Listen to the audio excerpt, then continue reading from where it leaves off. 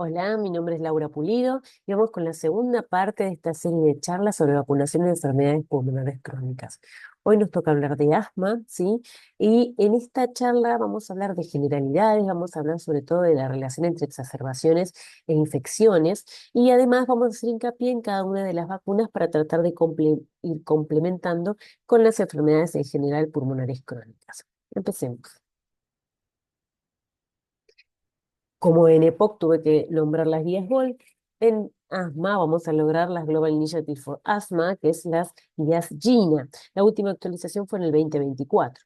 ¿Cómo vamos a definir el asma? Como una enfermedad heterogénea, usualmente caracterizada por inflamación crónica de la vía aérea, definida por la historia de síntomas respiratorios, sibilancias, disneo, presión torácica, tos, que varían en el tiempo y en intensidad, junto con una limitación al flujo aéreo expiratorio variable. No debemos de olvidar que el asma es una enfermedad inflamatoria per se. Vamos a hablar de los mediadores inflamatorios, ¿sí? Con una serie de inmunidad celular, donde como protagonistas tenemos a los macrófagos, mastocitos, eosinófilos, ese perfil TH2, que lleva a todos unos cambios y remodelación a nivel de la vía aérea con hipersecreción mucosa, vasodilatación e hipertrofia, hiperplasia de la mucosa, con la consiguiente broncoconstricción y limitación reversible al flujo aéreo. Nuevamente, como una enfermedad inflamatoria crónica, esto tiene consecuencias. Esta mayor susceptibilidad a infecciones virales como influenza y a bacterias, y también, según la edad, esta disminución en la efectividad de vacunas, según la inmunosenescencia y la inflammation, ya explicados en la clase anterior. Como la EPOC tiene un comorbidoma, en el asma hay muchas comorbilidades que condicionan la evolución del asma, la respuesta al tratamiento del asma y su evolución. El asma tenemos todas las condiciones alérgicas como la dermatitis atópica, la esclerosis broncopulmonar alérgica, la sinusitis crónica, eh, alteraciones con la parte gástrica, con reflujo gastroesofágico, la obesidad, las apneas del sueño, alteraciones hormonales, eh, eh, su binomio con EPOC, justamente sobre todo en aquellos pacientes tabaquistas, y obviamente las infecciones respiratorias. Nuevamente tengo que volver a hacer énfasis en este estudio de Torres Menéndez y Silionis de vacunaciones en adultos contra infecciones respiratorias y volver a recargar que dentro de las comorbilidades y condiciones que aumentan el riesgo de enfermedad severa por neumococo, influenza, COVID o sincicial están en primer lugar las enfermedades cardiopulmonares. Y hablando de esto, ¿el asmático es más susceptible a las infecciones o las infecciones son un factor de riesgo para tener asma? Vamos a contestar esto en dos partes, pero son las dos. La relación entre asma e infecciones realmente es bastante bidireccional y es muy compleja. Vamos a hacer de a uno. ¿Las pacientes con asma son más susceptibles a infecciones? Sí. ¿Por qué? Y tenemos varias causas para que lo contestan. Una es la difusión de la barrera epitelial. El epitelio bronquial de los asmáticos presenta alteraciones estructurales, como recién vimos, ¿sí? Y también funcionales. Una menor producción de interferones tipo 1 y 3, y esto compromete la respuesta antiviral frente a rinovirus, sincicial respiratorio e influenza, ARN virales en general. Segundo, inflamación crónica y alteración inmunológica. Este ambiente inflamatorio en el que está inmerso el asma está caracterizado por esta respuesta TH2, por la producción de interleuquina 4, 5 o 13, puede interferir en la activación de las respuestas antivirales efectivas, sobre todo por los eosinófilos. Y por último, el uso de corticoides, en especial los sistémicos, que sabemos que pueden suprimir en cierta manera la inmunidad innata y adaptativa, aumentando consecuentemente el riesgo de infecciones virales y bacterianas. Por otro lado, ¿las infecciones son un factor de riesgo para desarrollar asma? Sí, al igual que pasaba cuando hablamos de etiologías o taxonomía relacionada a infecciones con EPOC, que la primera causa era la tuberculosis, acá en asma, las más frecuentes son las infecciones virales tempranas, las que más tienen peso. Infección por sincicial o rinovirus en los primeros años de vida están asociadas fuertemente a un mayor riesgo de desarrollar asma en la infancia y en la adolescencia. Estas infecciones pueden introducir una inflamación persistente y remodelación bronquial, favoreciendo esta respuesta inmunitaria de tipo TH2. Y esto hablamos de virus, pero también las infecciones bacterianas en etapas tempranas, sobre todo por Haemophilus, por Moraxella o por Streptococcus pneumoniae, se ha relacionado a un mayor incidencia de asma. Entonces, volviendo, vamos a ahondar un poquito más en el papel de estas infecciones virales en el asma. Por eso cito a Sasaki en este artículo que ha publicado muy recientemente, donde habla de que las infecciones virales pueden llegar hasta el 80%, ¿sí?, de etiología en las exacerbaciones asmáticas, siendo los principales los ARN virales, rinovirus, sincicial y virus de la influenza. Otros virus como el parainfluenza, metaneumo, enterovirus pueden inducir exacerbaciones, pero tienen menos frecuencia. El rinovirus o el sincicial respiratorio suprimen esta producción de interferones en células epiteliales y basales de las vías respiratorias que contribuyen al agravamiento del asma. Este es solo un esquema donde se ve justamente la acción del eosinófilo para los efectos antivirales para degradación e inhibición de la replicación viral que estaría disminuido o alterado en la presencia de virus como sincicial, rinovirus e influenza. Y hablando un poquito de lo que es la evolución y el control del asma, sabemos que Gina, tenemos que volver a hablar del Gina, habla del control basado en el manejo, es algo como más secuencial. Primero evaluar, ¿evaluamos qué?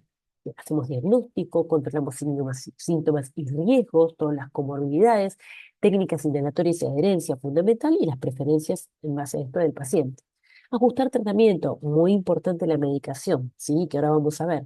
Tratamiento no farmacológico, ¿sí?, medidas no medicamentosas y tratar los factores de riesgo concomitantes que habíamos visto en la evaluación. Y sobre todo revisar las respuestas. Esto es ir viendo la evolución del paciente, según sus síntomas, las exacerbaciones, los efectos adversos, los eventos adversos que pueda tener, evaluar la función pulmonar y obviamente también seguir la preferencia del paciente. Tengo que citar este estudio que tiene ya sus años, pero su objetivo es excelente. Habla de las exacerbaciones como una misma predictora de futuras exacerbaciones. El objetivo de este análisis fue investigar a pacientes con asma severa o con asma de difícil control que habían experimentado una exacerbación severa y evaluar el riesgo que tenían de futuras exacerbaciones. Se fue un estudio prospectivo de más o menos un año y medio que logró reunir 2.780 pacientes mayores de 12 años. Y su conclusión justamente fue que aquellas exacerbaciones por asma severa que tenían, aquellas exacerbaciones severas eran un factor totalmente independiente y fuerte para predecir futuras exacerbaciones. Entonces, retomando lo anterior, ¿las exacerbaciones dependen del tratamiento? Vamos a responder en dos partes también. La número uno, tengo que citar este estudio retrospectivo de cohorte, que es parte del estudio Sanford Lung Study y de esta extensión en particular, que evalúan el tratamiento de corticoides LAVA frente a las terapias de mantenimiento en pacientes adultos con asma. Esta extensión del SLS evaluó en estos pacientes la frecuencia y el impacto de las exacerbaciones moderadas. Se recolectaron datos de atención primaria y secundaria junto con cuestionarios de pacientes inscritos en esta extensión desde abril del 2018 hasta mayo del 2019. El objetivo principal fue determinar el número de exacerbaciones asmáticas moderadas autoinformadas en estos 12 meses previos al inicio del estudio. Se analizaron estos datos según la clase de tratamiento de mantenimiento, estaban casi todos, y el del nivel del control del asma medido por dos cuestionarios, el Asthma Control Test y el Asthma Control Questionnaire 6. Los resultados fueron 485 pacientes. De estos 485 pacientes, casi el 87% reportó al menos una exacerbación moderada, con frecuencias muy similares independientemente del tratamiento en el que tenían de mantenimiento. La frecuencia de exacerbaciones fue mayor en pacientes con mal control del asma y en contraste los pacientes con asma controlada tuvieron menor incidencia de exacerbaciones, lo que implica la importancia del tratamiento. Este gráfico solamente para mostrarles a aquellos pacientes que te reportaban al menos una exacerbación moderada y estos son todos los tratamientos en general, de los 485, casi un 87%, y este es el binomio en los pacientes que estaban tratados con corticoides LAVA, muy similar, y el resto sin diferencias significativas. Y la parte 2 tengo que volver a citar el GINA, el capítulo 9, donde habla de factores asociados con el aumento del riesgo de mortalidad relacionada al asma. Y justamente nos habla dentro de estos factores el no uso de corticoides inhalados o la pobre adherencia a los medicamentos con corticoides inhalados. Entonces, sí habla de que tiene que ver las exacerbaciones con el correcto tratamiento. Y siguiendo con exacerbaciones, vamos a hablar de etiologías. Volviendo al capítulo 9 del GINA, la etiología habíamos hablado que puede estar hasta un 80% de viral, rinovirus, influenza, sincicial para influenza, metaneumo o corona. También puede tener otras etiologías como la exposición a alergénicos, polución ambiental, cambio de temperatura o nuevamente la pobre adherencia a los corticoides inhalados. Y esto nos adentra justamente, hablando de etiologías, a las vacunas. En forma general, empezamos con una revisión del Cochrane, esto del data del 2002, que hablaba de una evidencia limitada para el uso rutinario en pacientes con asma, en cuanto a vacunación contra el neumococo. Y decía que se requerían más estudios clínicos en niños y en adultos con asma. Después, las revisiones sistemáticas del 2013 y el 2020, ya existía una asociación positiva entre el asma y enfermedad neumocóxica invasiva. En el reporte del 2023, ya en Gina habla de el riesgo de la enfermedad neumocóxica en pacientes con asma, particularmente en aquellos niños y en adultos mayores. Ya después la GEMA y la CDC la indican ya en pacientes con asma moderada y grave. En cuanto a la evolución de las recomendaciones GINA, en el 2023 se recomienda la vacunación contra influenza, COVID-19 y neumococo a aquellos pacientes con asma de alto riesgo y sobre todo aquellos que tenían comorbilidades. Y en el 2024 la inclusión de recomendación de la vacuna contra sincicial respiratorio, sobre todo por la evidencia de eficacia con comorbilidades concomitantes. Vamos a hablar un poquitito de cada vacuna en particular, brevemente. Vacunación contra el neumococo. Este estudio me encanta citarlo porque justamente muestra el cumplimiento de las recomendaciones de vacunación antineumocóxica en adultos mayores de 65 años en Estados Unidos que recibieron al menos una dosis. Esto es una experiencia de la vacunación secuencial. Se reunieron un N de 113.955 pacientes, de los cuales un 45% solo se había colocado la conjugada 13 valente, un 23% sola la vacuna polisacárida 23 valente. Un 17% habían hecho el secuencial, pero al revés. Primero la polisacárida 23 valente y luego la conjugada 23 valente. Solo la minoría, un 15% de los sujetos vacunados completaron la secuencia correctamente. La vacuna conjugada 13 valente y a los 12 meses la polisacárida 23 valente, lo que denota que era complicado o es complicada la vacunación secuencial. Por eso, a partir del abril del año pasado, se incorporó a nuestro calendario la vacuna antineumocóxica conjugada de 20 serotipos en mayores de 5 años. Las indicaciones en estos pacientes son aquellos que son vírgenes de vacunación, nunca se vacunaron contra neumococo. Aquellas personas de entre 5 y 64 años con enfermedades crónicas que tengan riesgo de desarrollar enfermedad neumocóxica invasiva o tengan inmunocompromiso, fístula eritrocefalorraquídeo o implante coclear, la vacunación es una dosis de vacuna conjugada 20 valente. Lo mismo para aquellos pacientes mayores de 65 años, de 65 en adelante. Y en aquellas pacientes que son receptores de trasplante de células hematopoyéticas, el esquema completo son 4 dosis. 3 dosis en un intervalo de más o menos un mes cada una, comenzando la vacunación entre los 3 y 6 meses post-trasplante. Y una cuarta dosis o refuerzo, ¿sí? A partir de los 6 meses de la tercera dosis o 12 meses del trasplante. Lo que ocurra primero está bien.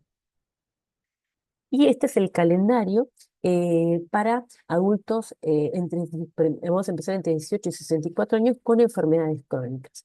Si el paciente, esto es para todos, tanto ellos como los que tienen mayor inmunocompromiso o 65 años o más, tienen vacunación incompleta, tienen solo la conjugada 13 valente o solo la polisacárida 23 valente, se espera 12 meses y se coloca una dosis de conjugada 20 valente. Sí, en aquellos pacientes entre 18 y 64 años que tienen enfermedades crónicas con riesgo aumentado de enfermedad neumocóxica invasiva, que sean menores de 65 años y tengan la vacunación secuencial completa, no requiere una dosis adicional. Pero después de los 65 años van a tener que ponerse una dosis adicional, como los siguientes grupos. En aquellos pacientes con mayor inmunocompromiso, jóvenes, menores de 65 y aquellos mayores de 65, van a que tengan la vacunación secuencial completa, es decir, la vacuna 13 valente conjugada y al año la polisacárida 23 valentes, deben colocarse un refuerzo de vacuna conjugada 20 valente a los 5 años de la última dosis.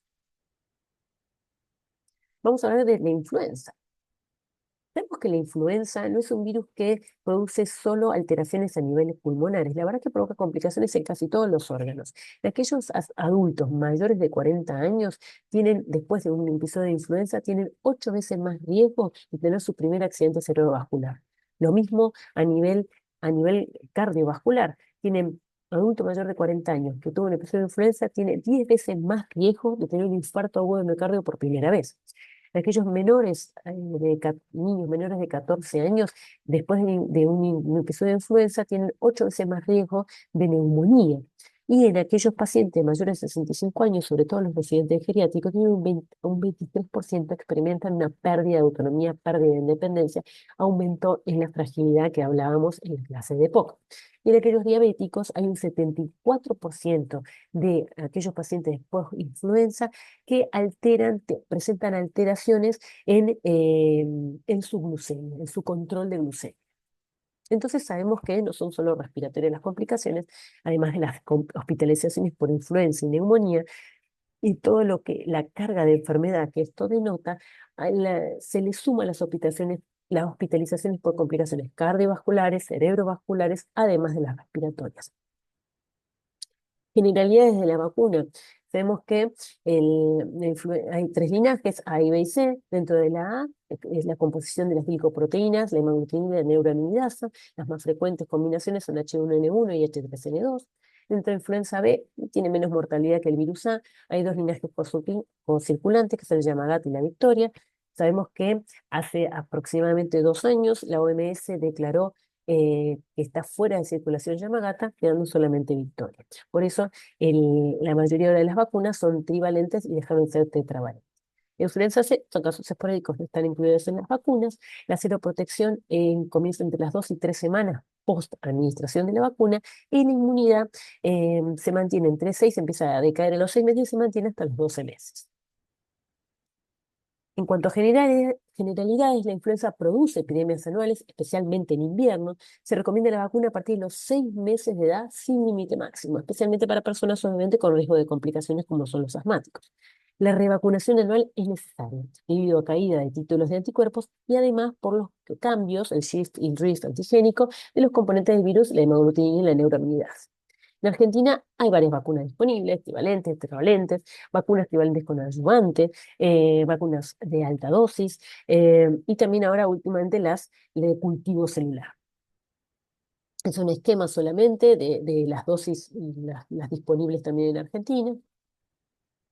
Y nos vamos a la vacunación contra COVID. Generalidades, la inmunización regular con refuerzos para combatir nuevas variantes ha demostrado robustecer la inmunidad y disminuir la severidad de la enfermedad severa asociada a COVID-19.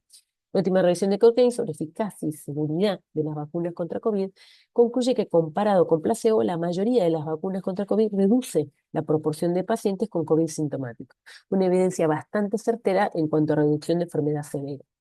Poca diferencia entre placebo y vacunas contra COVID en efectos adversos.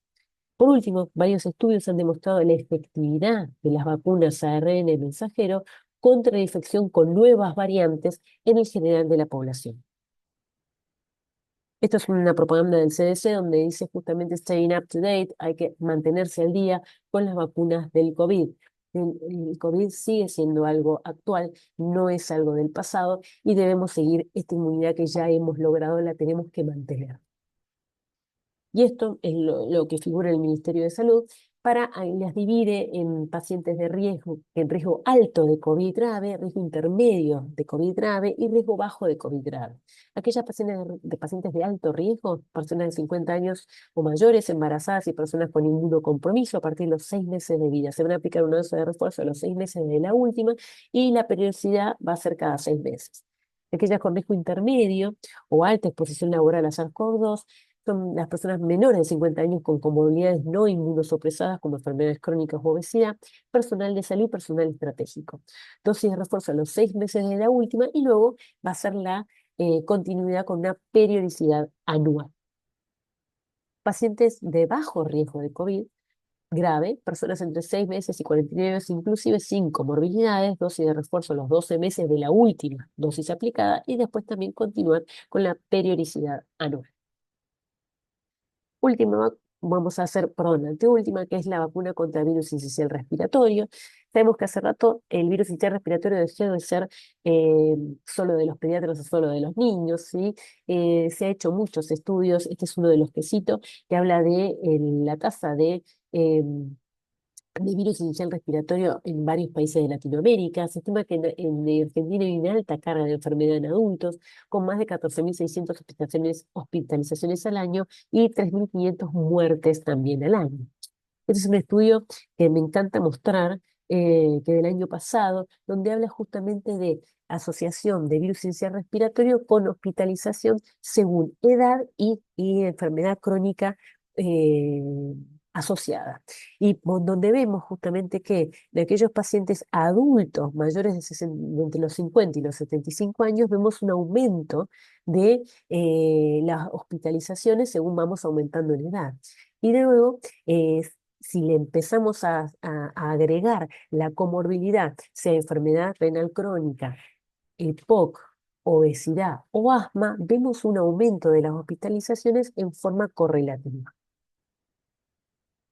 Estas son las vacunas recomendadas, las que tenemos. Están las primeras que son en base a la proteína de perfusión F. La primera es monovalente adyuvantada, la segunda es bivalente y la tercera es de ARN mensaje. La segunda, que es la bivalente, se ha aprobado a partir del año pasado en el calendario nacional para pacientes embarazadas entre la semana 32 y 36 de embarazo en forma estacional para conferir anticuerpos a los neonatos hasta los 6 meses de edad. Las indicaciones, se indica una dosis a adultos mayores de 75 años y entre los 60 y 74 años que tengan alguna eh, comorbilidad, como lo son enfermedades pulmonares, cardiológicas o inmunosuprimidos. Recientemente también se ha aplicado la bivalente, se ha aprobado para pacientes entre 18 y 50 años también que tengan alguna comorbilidad o factor de riesgo. Vamos a la vacunación contra pertusis. Esto brevemente, en adolescentes y adultos, las manifestaciones clínicas pueden ser totalmente atípicas, tos leve o severa hasta tos persistente. Del 21 al 86% de un gran rango presenta síntomas típicos de la enfermedad, tos paroxística, vómitos post-tos o esfuerzo inspiratorio. Porretera pertussis causa más de entre el 2 y 33% de patología crónica. Los adultos pueden tener hasta tos presente hasta 4 meses seguidos. La hospitalización es elevada en niños, pero también ocurre entre el 7,5% de adolescentes y adultos. Este es un dato de la OPS, donde en 2018 hubo más de 151.000 casos de tos convulsa en todo el mundo, y esto que es bastante subdiagnosticado por esta variabilidad a nivel sintomático. Esto solamente es una fotito de un calendario de vacunación para que sepamos que en Argentina cómo está incluida en la hexavalente, en una dosis en una dosis a los 2, a los 4 y a los 6 meses de edad, un refuerzo con la cuádruple a los 18 meses, después un segundo refuerzo al ingreso escolar con la triple bacteriana celular, otro refuerzo a los 11 años con la triple bacteriana acelular y luego refuerzos cada 10 años con la doble celular, con la doble bacteriana, perdón. Entonces, vamos a seguir entonces con la última vacuna que es contra el herpes zóster.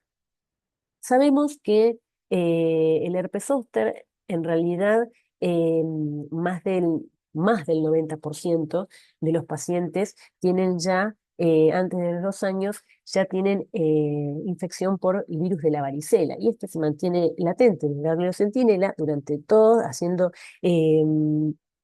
infecciones latentes o subclínicas hasta llegar a la adultez.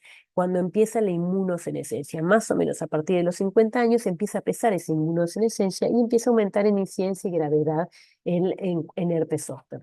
La incidencia aproximadamente es de 2 a 4 o 6 personas a cada 1000 personas al año y a mayores de 80 años la incidencia aumenta entre 10 y 12,8 casos cada 1000 personas. Hay muchas condiciones que pueden aumentar el riesgo de tener herpes zóster. Entre las condiciones respiratorias, que es la que nos competen, está el EPOC y el asma en la cabeza, con un aproximadamente 30 mayor de riesgo. Los diabéticos del 20 y 40. Enfermedades crónicas 30%. Uso de esteroides hasta 6 veces más riesgo. Enfermedades autoinmunes de inmunidad como HIV-Sida, malignidad 2 veces más riesgo o infección por COVID también aumentan el riesgo. ¿Y por qué hablamos de herpes zóster en pacientes con enfermedades respiratorias crónicas? Los pacientes con asma y EPOC presentan un riesgo aumentado con respecto a pacientes sanos, como recién lo vimos. Los tratamientos también inmunosupresores utilizados en el asma y el EPOC pueden aumentar el riesgo de herpes zóster.